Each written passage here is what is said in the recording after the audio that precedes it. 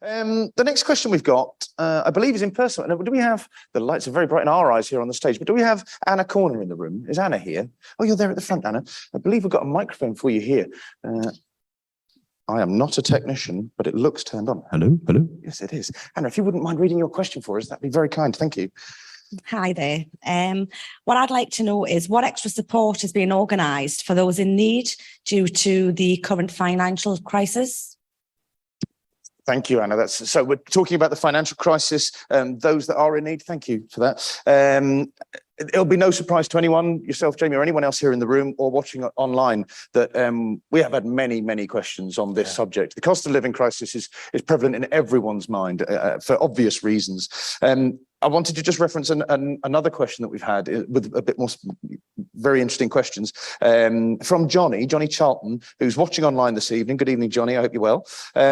As a student who's moving from London to Newcastle, moving in the right direction, perhaps, moving from London to Newcastle in September to begin studying at Newcastle University, what is the North of Tyne Combined Authority doing to make sure Newcastle is one of the most student-friendly in the UK, cities in the UK? And with the cost of living crisis upon us, what measures can the Mayor of the Combined Authority take to ease the strain on already strapped for cash students? So we've got obviously the wider population, but the specifics with 30,000 odd students in Newcastle, it's a very important part of the economy of Newcastle. So the cost of living crisis, Jamie. Yeah. Well, thanks for your question, Anna and Johnny. If we talk about students, then, well, the cost of living crisis, to state the obvious, it's when the amount of money you've got coming in isn't matching the increasing outgoings. So there's two sides to it. So one is, why is everything so expensive? The other is, why somebody's making a lot of money out of this. Why isn't that in the pockets of basically working people, or students who are going to be working people? And let's have a look. I mean, when I was growing up in the 1970s and 1980s, I grew up in Teesside, so not a particularly affluent place. But I remember there were youth workers.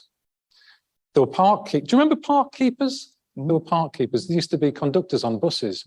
So if you had a buggy, someone would help you on. We never, when I cycle to work now, if I'm going into the office, I work all over the place in the North of Tyne. But if I'm going to the office, there's a particular subway I go through and there's someone sleeping rough there. That didn't happen when I was growing up. There were no food banks. My first job when I was 16, left school at 16, worked in a heating and plumbing factory. And if you wanted to order materials, you had to get a pad. And do you remember carbon paper? You'd have carbon paper, you'd write out the order, you'd walk across the factory, you'd hand it into the typing pool, and there were all women in the typing pool, one of the women typing pool. So you put it in the typewriter, type it up, put it in an envelope, and then send that order off, and then the parts would arrive at some point in a few days' time. That entire chain of work, now you go, beep. Yeah. So if we're so much more productive, where has all the money gone?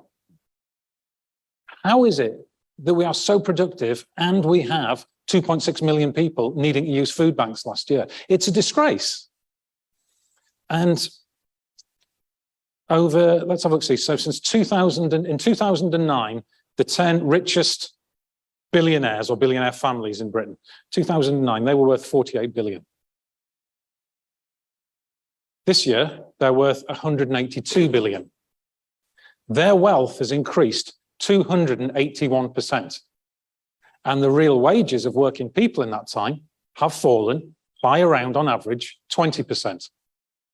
So the reason there is a cost of living crisis is, yes, the Ukraine war has exacerbated some parts of it, but the falling real wages has got nothing to do with the Ukraine crisis. Long before. The energy prices, it doesn't cost them any more to generate that electricity. And the workers in those industries, they haven't seen their wages triple the way we've seen our energy prices triple. When it comes to inflation, 58.7% of inflation, 60% of the price increases are directly as a result of companies putting up their profits. You know how much of it's down to wage increases? 8%. And that's it. Wage increases follow inflation. They don't cause it. So Johnny's question, one of the best things that could be done to help students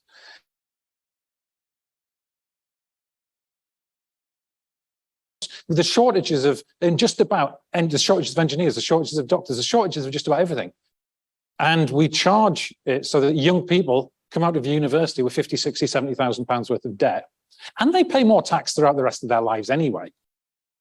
Why can't we do that? And not just at university, at all levels. The younger people going to sixth form college or tech college, that was cut.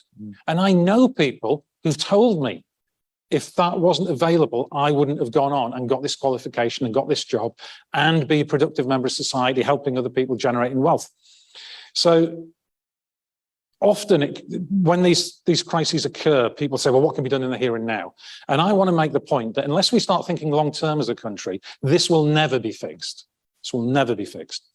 So in Johnny's case, well, let's have free education. And to Anna's point, one of the things that we're doing is our Good Work Pledge. We have been doing that. It was one of the manifesto commitments, and we've been delivering it for some while now. And this requires all employers who sign up to be good employers. And there's two levels. They have to get at least 2 out of 5, and if they get 5 out of 5, they get the full accreditation. But it includes paying the real living wage. Now that's not the national, not the minimum real wage, living wage. the real living wage, which is 20 quid a week more than the minimum wage. That's £1,000 over a year. And if you're a low paid worker, £1,000 a year is a big, big difference. That's the difference between food back use and not. It is. Potentially, for a lot of people, that's the difference there. It is. It includes representation at work, such as trade union representation, of course. And trade unions are very, very good at getting better paying conditions for their members. People who try to negotiate their own pay rises usually find it extremely difficult, and you need that support and that collective action. It includes particularly skills training. So good employers, they don't get people in, do a load of work, get rid of them. They get people in and they develop them so they become more skilled. That's good for the worker, it's good for the company. Not everyone is that long-term, that long-sighted, but we work with those companies who are. Yeah. And there's other things like mental health support for work, very important, and making sure that companies follow a good environmental agenda. And there are now 40,000 workers in the north of Tyne covered by our Good Work Pledge. So that's one of the things we can do. I was talking about the powers. One of the things that would make more of a difference than anything else would be to raise the minimum wage to the real living wage level, restore the £20 cut from the universal credit, and take that off energy prices, but regulate energy prices properly so that we're not all getting eye gouged by these people, so that billionaires are going from 48 billion to 182 billion in the last 12, 13 years. So the things that we can do, we're doing in terms of better work, and the things that I can't do, I campaign on. So the things that you believe should be in place that you can't actually do yourself, you are campaigning, and you're, with the years that you have down in Westminster and so forth, you're kind of banging that drum on behalf of the region and everyone else nationally. But bringing the employers in to really help. And there's lots of other programs that I'm sure we'll come to.